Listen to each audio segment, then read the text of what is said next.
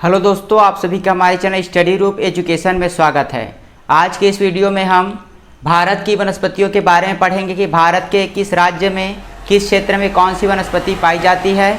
इसके अलावा हम वन स्थिति रिपोर्ट 2021 पर भी चर्चा करेंगे।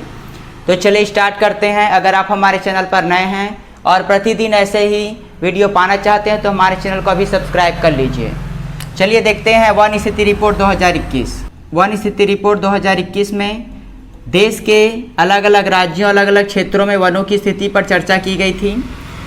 अगर भारत के क्षेत्रफल की दृष्टि से देखें कि भारत के कितने प्रतिशत क्षेत्रफल में आपका वन पाए जाते हैं, तो इस रिपोर्ट के अनुसार 21.71% क्षेत्र में वनों का प्रतिशत है।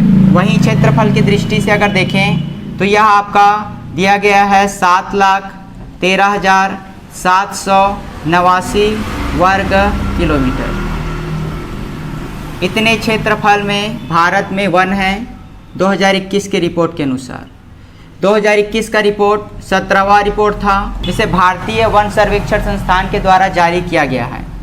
पहला प्रकाशन सन 1987 में हुआ था और यह 17वां प्रकाशन था।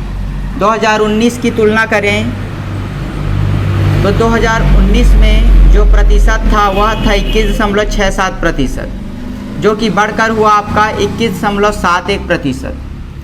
राज्यों की बात करें तो सर्वाधिक वन वाले राज्य हैं आपका, पहले स्थान पर है आपका मध्य प्रदेश, दूसरे स्थान पर है आपका अरुणाचल प्रदेश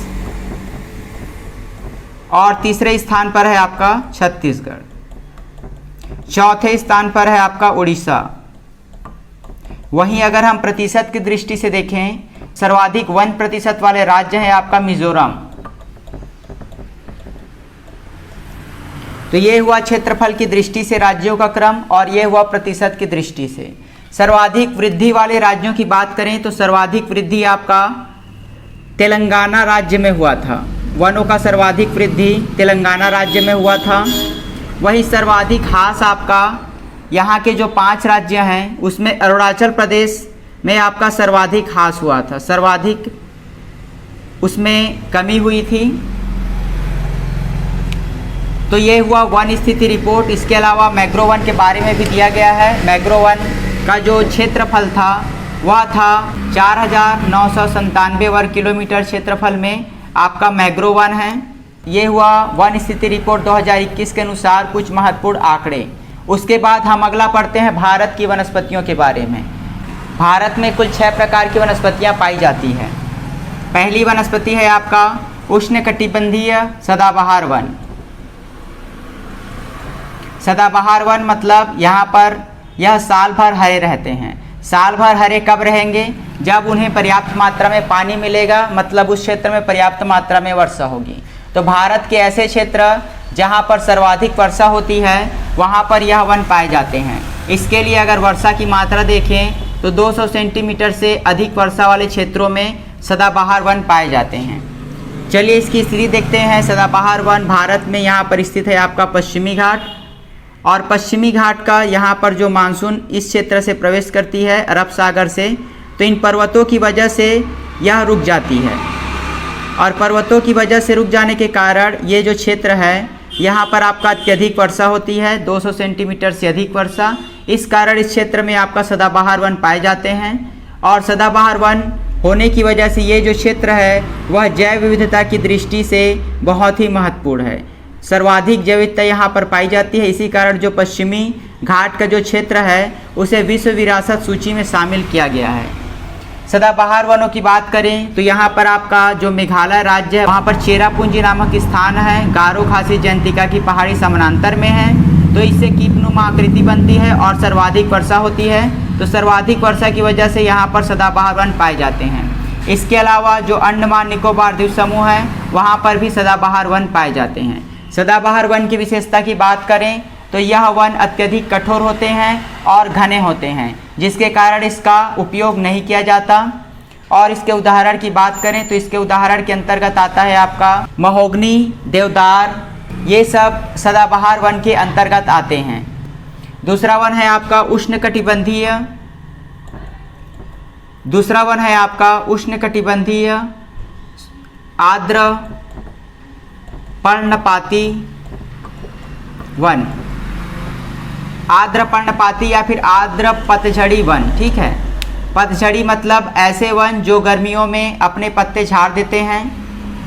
तो वर्षा के प्रतिशत देखें, वर्षा का अगर हम मात्रा देखें तो यह जो है 100 से 200 सेंटीमीटर वर्षा वाले क्षेत्रों में इस प्रकार की वनस्पति पाई जाती है। इसे मानसूनी वनस्पति भी कहा जाता है। यहाँ का जो क्षेत्र है मध्य प्रदेश, छत्तीसगढ़, आंध्र प्रदेश, तेलंगाना और यहाँ पर केरल, वहाँ पर आर्द्र पतझड़ी वनस्पति पाई जाती है। आर्द्र पतझड़ी वनस्पति के अंतर्गत जो सामान्य पेड़ होते हैं वे सभी आते हैं। इसके अंतर्गत आपका साल, सागौन, पीपल, साजा ये सभी वृक्ष आते हैं। अगला है थर्ड, जिसे कहा जाता है उष्णकटिबंधीय शुष्क पतझड़ी वनस्पति। शुष्क पतझड़ी वनस्पति अत्यधिक बिखरे हुए होते हैं। इसके अंतर्गत आपका पीपल, नीम, महुआ ये सभी वृक्ष आते हैं।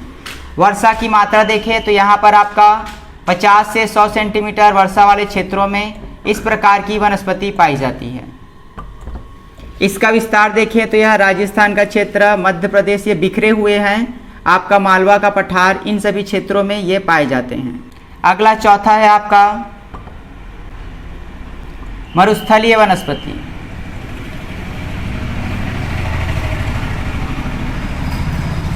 मरुस्थलीय वनस्पति जैसा नाम से आपका क्लियर है, यहाँ पर 50 सेंटीमीटर से भी कम वर्षा होती है।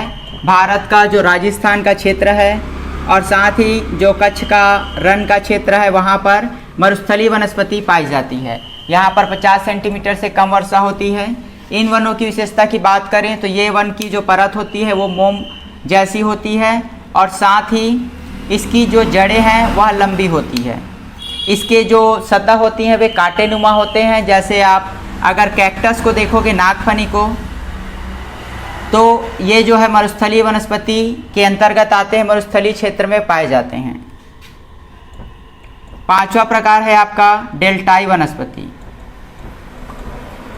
डेल्टाई वनस्पति डेल्टाई क्षेत्रों में पाए जाते हैं। जो समुद्र का तटीय क्षेत्र है वहाँ पर डेल्टाई वनस्पति पाए जाते हैं। यह पत्थरों पर उगते हैं और यह इनकी भी जड़ें लंबी होती है और इनका उपयोग नाव बनाने के लिए किया जाता है। इन वनों का उपयोग नाव बनाने के लिए किया जाता है।